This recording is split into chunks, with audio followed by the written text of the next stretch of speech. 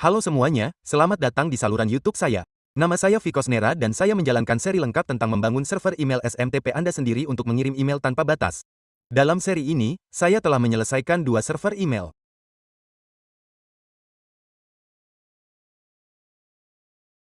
Ada video tentang server email dan server webmail server email post, dan ada 4 atau 5 video tentang server webmail.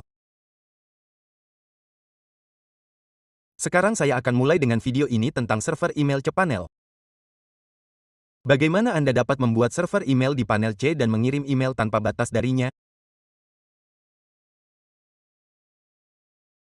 Dengan panel C, jika Anda menggunakan hosting pihak ketiga seperti HostGator, GoDaddy, atau penyedia lainnya, ada batasan dan Anda bahkan tidak dapat mengirim email promosi. Dalam video ini, saya akan membuat WHM cPanel di server VPS saya. Oke, untuk itu pertama-tama Anda perlu mengklik buat lalu Droplet. Setelah mengklik ini, Anda perlu masuk ke Marketplace di sini. Anda juga dapat melakukannya di Ubuntu. Namun di Marketplace ini, WHM dan panel C tersedia. Anda hanya perlu mengklik sekali dan itu akan diinstal dengan mudah. Oke. Jadi saya pilih WHM dari sini. Di sini Anda akan menemukan panel C dan WHM. Jadi apa itu WHM? Dengan WHM Anda dapat membuat akun panel C tanpa batas. Panel ini utamanya digunakan untuk penjualan kembali. Ada perangkat lunak yang disebut WHM-CS. Dengan menggunakannya Anda dapat membuat situs web penjualan kembali dan secara otomatis membuat akun cPanel dari sana. Perangkat lunak ini juga secara otomatis mengirimkan detailnya ke klien melalui email dan banyak lagi. Jadi digunakan untuk tujuan ini. Oke, setelah itu Anda perlu memilih paket di sini. Jadi saya pilih mesin senilai $10.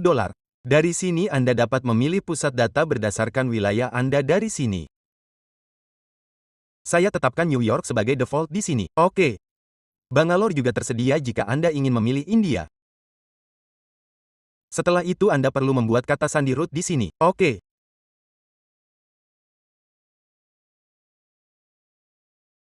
Jadi saya akan memasukkan kata sandi di sini yang akan Anda gunakan untuk masuk ke panel C atau WHM.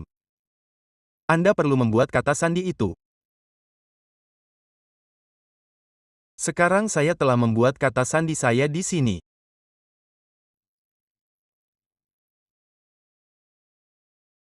Ingat kata sandi yang Anda masukkan di sini. Anda akan membutuhkannya setiap kali Anda masuk ke WHM.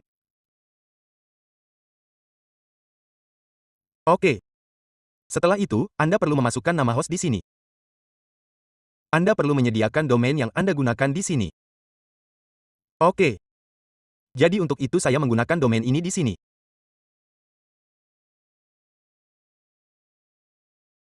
Ischer6.tk. Oke.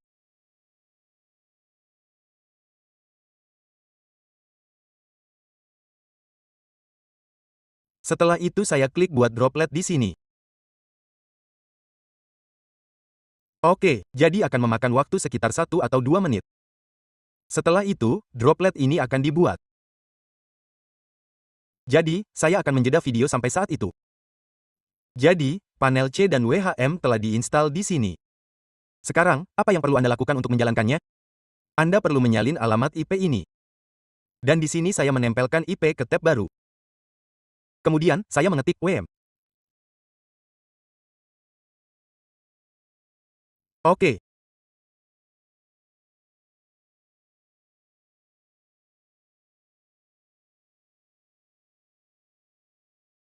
Mungkin akan memakan waktu 1 hingga 2 menit karena saya baru saja membuatnya, itulah sebabnya saya menjeda video selama ini.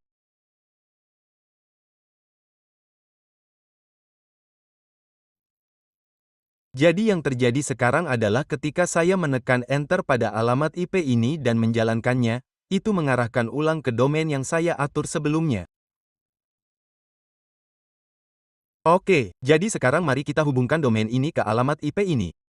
Jadi Anda perlu menyalin alamat IP ini dari sini. Dan dalam pengaturan domain saya pergi untuk mengelola domain. Apapun penyedia Anda, GoDaddy atau yang lain, masuk ke zona DNS-nya. Jadi saya datang ke sini untuk mengelola DNS. Oke, saya sudah melakukan ini sebelumnya. Jadi saya menghapus entry lama. Pertama Anda perlu memilihnya sebagai jenis dan kemudian saya mengatur TTL ke 300 sehingga terindeks lebih cepat. Oke. Di bidang target, saya tempel alamat IP yang saya salin sebelumnya. Saya biarkan bidang nama kosong di sini. Jika Anda menggunakan GoDaddy atau yang lain, taruh di sana. Artinya domain harus tetap seperti di sini, yang merupakan default. Dengan domain TK, Anda tidak perlu menambahkannya di sini. Tetapi dengan GoDaddy, Anda perlu menambahkannya di sini. Oke. Setelah itu, saya klik simpan perubahan di sini. Diperlukan waktu 4 atau 5 menit bagi IP ini untuk terhubung ke domain. Saya akan menjeda video sampai saat itu. Setelah itu, saya akan melanjutkan dari sini. Kemudian saya akan menjalankannya lagi untuk memeriksa apakah sekarang berfungsi. Jadi di sini nama domain dan IP kita sama-sama terhubung.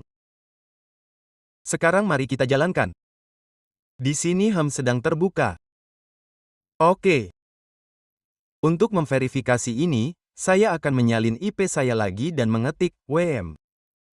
Oke.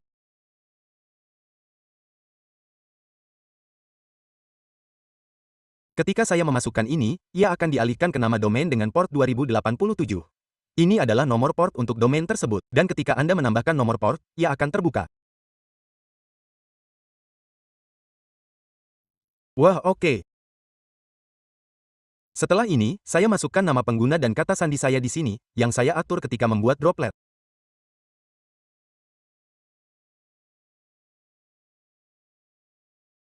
Setelah memasukkannya, saya klik login di sini. Jadi ia telah masuk dari sini. Berikutnya ada beberapa kebijakan privasi yang perlu Anda terima di sini. Jadi saya klik saya setuju dengan ini. Oke. Setelah itu ia meminta alamat email saya di sini. Jadi saya masukkan alamat email saya. Jika Anda perlu menambahkan server nama di sini, Anda dapat melakukannya dari bagian ini. Jadi jika Anda ingin menambahkan ns1.tk atau ns2.tk, Anda dapat menambahkannya di sini. Oke, untuk saat ini saya akan melewati langkah ini. Saya klik lewati dari sini. Dan sekarang WHM saya sepenuhnya masuk. Apa yang perlu Anda lakukan selanjutnya? Anda perlu mengklik buat akun baru. Ketika Anda mengklik buat akun baru, akan diminta informasi nama domain di sini. Oke, jadi, saya akan menggunakan domain lain di sini. Saya akan masuk ke daftar domain saya.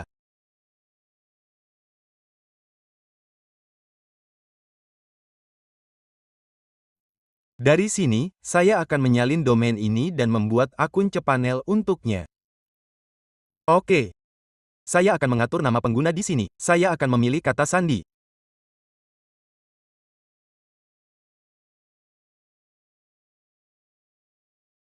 Saya juga akan mengatur ulang. Lalu, saya akan memasukkan ID email di sini.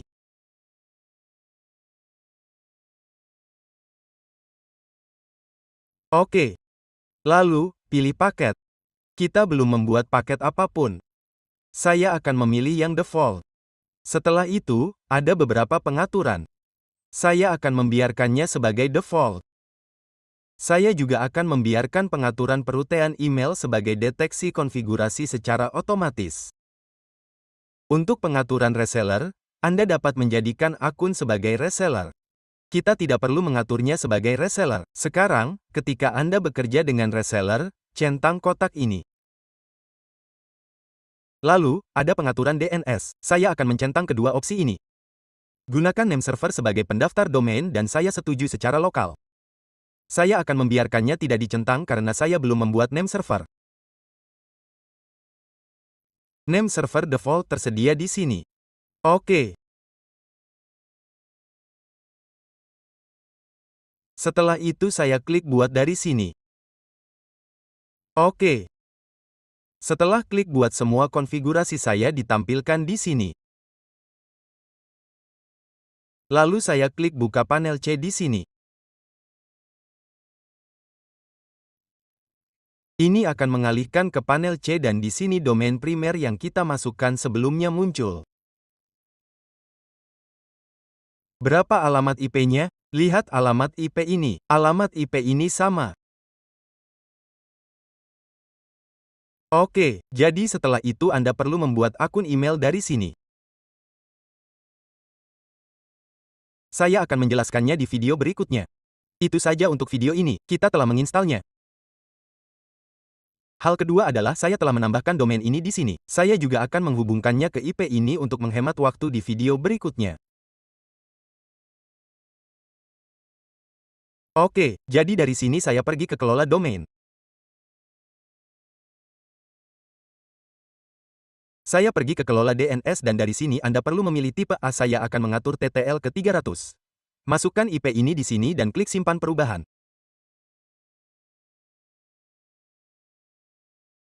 Oke, jadi, sudah disimpan. Setelah beberapa saat, IP ini akan dihubungkan ke domain ini yang akan saya gunakan di video berikutnya. Oke. Dari domain ini, kita akan membuat akun email.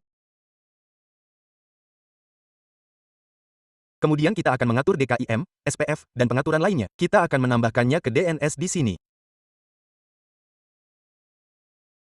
Setelah itu, kita akan menguji email. Saya akan menjelaskan semua ini di video berikutnya. Sekian untuk video ini.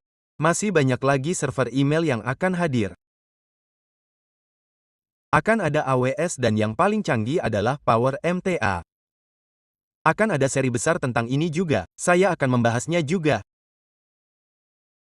Jadi teman-teman, berlanggananlah ke saluran YouTube saya karena akan ada banyak video seperti ini. Terima kasih telah menonton videonya.